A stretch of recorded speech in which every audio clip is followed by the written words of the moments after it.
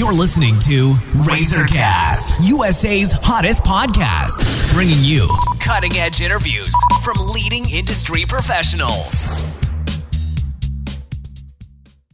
Hello, everyone. This is Liz Harvey coming to you from our studios in New York City, where we are dedicated to bringing you top-quality advice from many of the leading expert professionals across the U.S. In today's episode, we are speaking with chiropractor Dr. Dennis James of Performance Chiropractic Clinic located in Keller, Texas. Dr. James is a nationally recognized chiropractor and member of both the American and Texas Chiropractic Associations.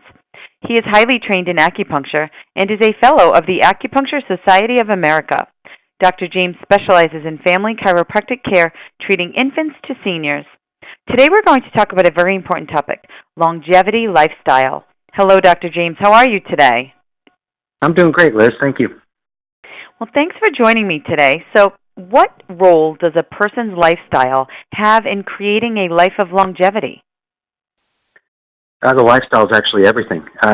So much so that it can actually save your life. And I don't mean to actually be dramatic in regards to that, but when you look at the statistics in America, it deeply backs this truth at this point. The number one cause of death in America is heart disease, which, contrary to popular belief, genetics actually does not play much of a role in.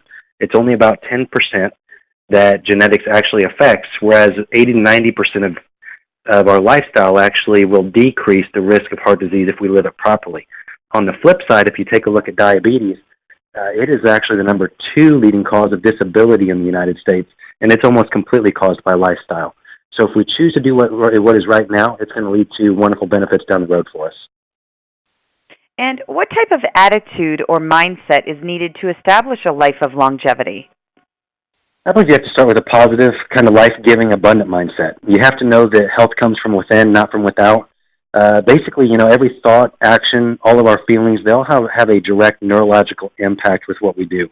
So whether we choose to be positive and building or negative and destructive, our state of health basically never stays static. So every choice that we make is going to be something that either creates health for us or diminishes health for us down the road. So it's really about the vision that we start. It's been said many times that without a vision, people are going to perish. And today I notice there's a lot of people that they kind of lose their hope, so to speak. They sit around and go, you know what, I'd rather make the easy decision. I'd rather die young and be happy.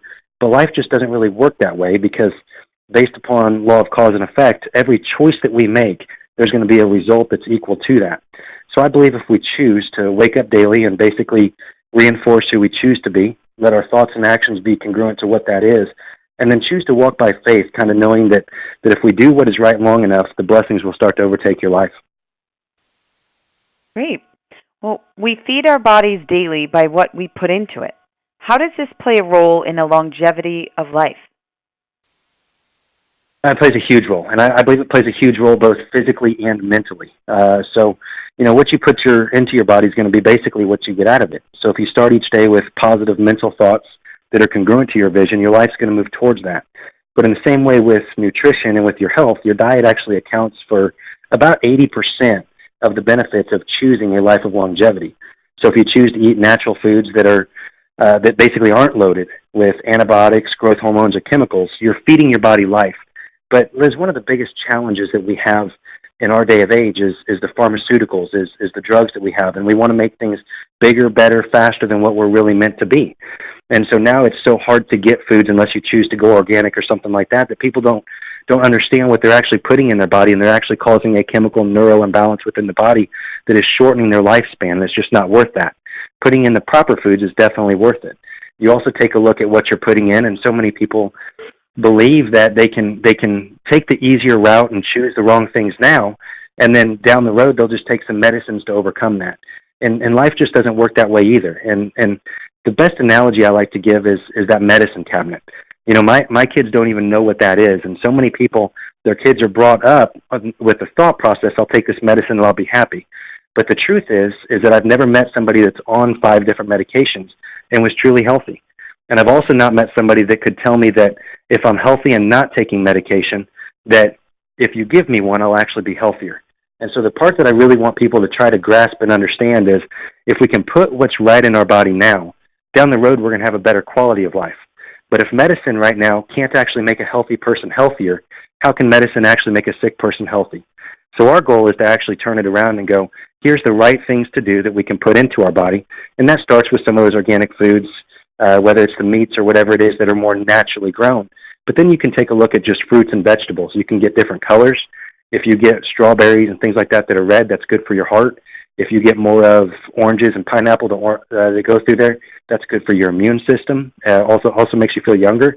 And then what a lot of people don't know is even going to dark green leafy vegetables, you put those in there, those are actually even high in calcium. And you can have one serving of that, and that's better than 5 servings of milk for calcium for women. And so what you put in truly is going to be what you get out.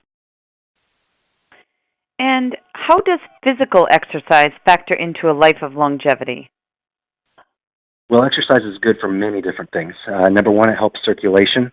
It actually helps biochemical changes within your body. It's also going to help improve memory, learning, and overall cognitive function. But when we take a look at just simple application, it's really about routine and consistency, because you want to counteract the stresses over a period of time, and you want to create health every day as well. So if you just choose, say, light exercising or walking 5 times a week for about 30 minutes, that can actually lower heart disease by about 50%. So we already start to win then. But if you want to do kind of moderate exercise, say maybe weights or step class, and you only do that 3 times a week, that has the same effect. And you can also go more intense and do it twice a week for about 45 minutes. But the caveat there is you need to make sure that you already have the health that you can handle that type of exercise. But it's a very simple thing. You know, we want to prevent muscle loss. We want to create strength. And it goes back to that old saying that if you don't use it, you lose it. So we definitely want to maximize it. And lastly, how does chiropractic play a role in the longevity lifestyle? Well, we know that we can't go through life without stresses. And every stress that the body takes, it has an impact on the nervous system. And basically, chiropractic is built around the 3 T's of stresses. And what that is thoughts, traumas, and toxins. So you can go through life, and if you have the loss of a loved one, you have some tough times at work, or you have a tough time with family, you know, those emotional thoughts, we always go through that time where you can feel the chemical changes in your body, that you just don't feel quite right. You don't have the same energy. You become fatigued. And we need to make sure that we keep that pressure off of the spine, allow the nervous system to stay maximized to keep you healthy.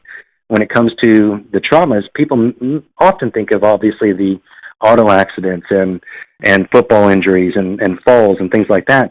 But many people don't think of the tech neck, how they're sleeping at night, the small things that actually build up into big things. And then lastly goes back to the chemical toxins that we talked about earlier.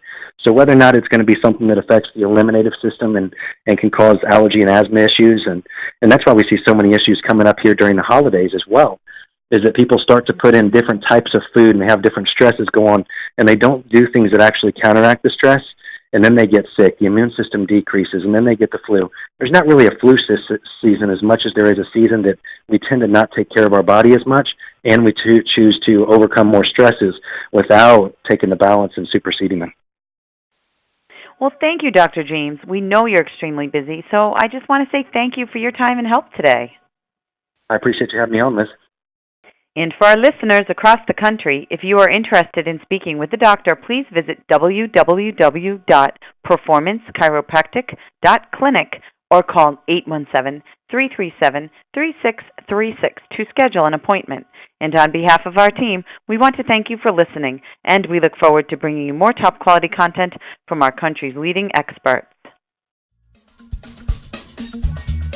You've been listening to RazorCast, USA's hottest podcast, bringing you cutting-edge interviews from leading industry professionals.